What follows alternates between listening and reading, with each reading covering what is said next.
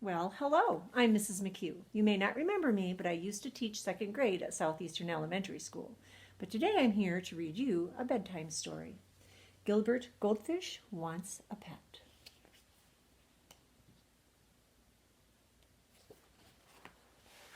To any outsider, Gilbert had everything a goldfish could ever want.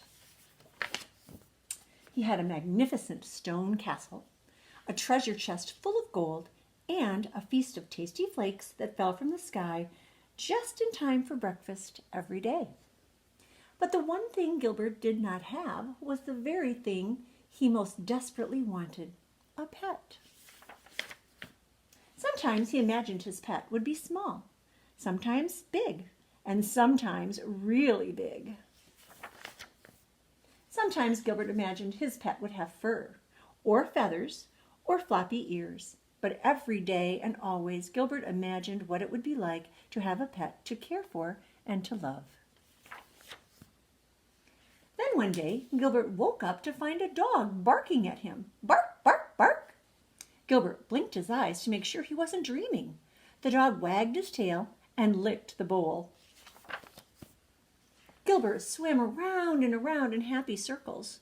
The dog ran around and around in happy circles too. A pet, Gilbert glubbed.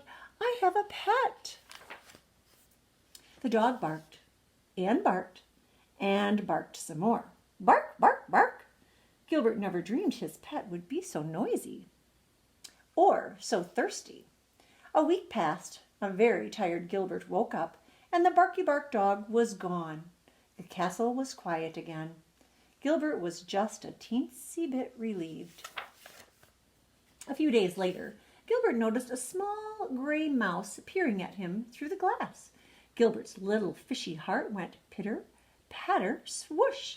The mouse licked her paws and sniffed the bowl. Gilbert swam around and around in happy circles. The mouse, who thought Gilbert was a large chunk of cheddar cheese, ran around and around in circles too. Squeak, squeak, squeak. A pet, Gilbert glubbed happily. I have a quiet pet. The mouse sniffed and sniffed and sniffed some more. Sniff, sniff, sniff. When the hungry mouse determined that Gilbert was not, in fact, a block of cheese, she ran away. And she never came back. Gilbert's little fishy heart went pitter, patter, plop. More time passed, and Gilbert had just about given up on his dream when a fly landed on the rim of his bowl. Well, hello there, little fella, Gilbert called out cheerfully. The startled fly buzzed around in circles. Buzz, buzz, buzz. Gilbert jumped up, and the wide-eyed fly was there to greet him in mid-air. A pet, Gilbert glubbed. I have a quiet, friendly thwack. Oh my, poor fly and poor Gilbert. He cried enough tears to fill a 10-gallon aquarium. In the morning, Gilbert opened his eyes. Somebody was watching him. Gilbert gulped. Somebody flicked its long tail and wiry whiskers. Gilbert cautiously swam around and around in circles. Somebody followed. Gilbert jumped. Somebody jumped too. Gilbert thought, eyeing the curious new creature before him. Not too loud, not too rude, and not too squished. A pet, Gilbert glubbed. I have the perfect pet. You look kind of hungry, Gilbert said. Would you like to join me for breakfast? The creature moved in closer, and closer, and closer.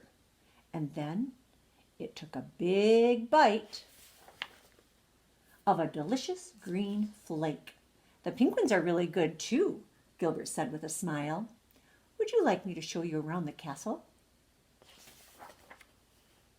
Now Gilbert really does have everything a goldfish could ever want, including a pet. Fluffy. I hope you enjoyed our story. Good night. Sleep tight.